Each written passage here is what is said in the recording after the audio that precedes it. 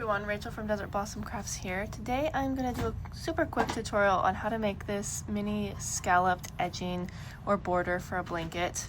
I'll have the written instructions below to my blog if you want to check that out as well. This is super simple, so we'll get right into it.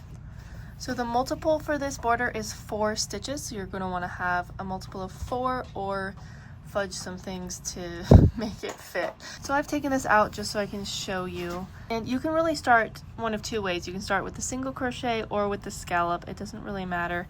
I'm going to start with the scallop here, and I'm just going to make a single crochet in whatever stitch I'm starting with. Now you do want to plan beforehand where the scallop is going to sit with the corner. So you're either going to want it to be have a scallop in the corner, or you're going to want it to kind of have a single crochet in this corner with scallops on either side, and that's what I'm going to be going for today. So to make my first scallop, I did my single crochet. I'm going to do a half double crochet into that same stitch.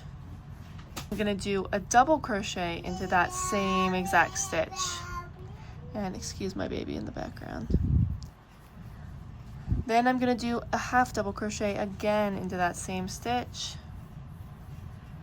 and finally a single crochet. So we're kind of going up in the stitches and then down in the stitches, and that's our scallop. And then we want to make sure that we don't let this come down and hide where our stitches are, because we want to make sure we see all the stitches that are here.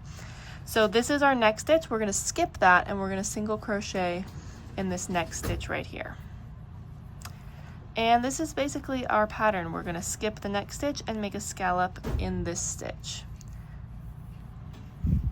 So again, single crochet, half double crochet, double crochet,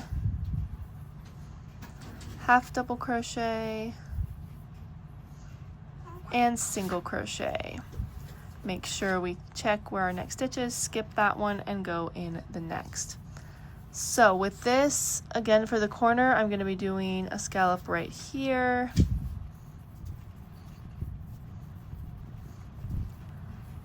And then you can see my single crochet is going to land just about in the corner, and then my next scallop is going to go on the other side.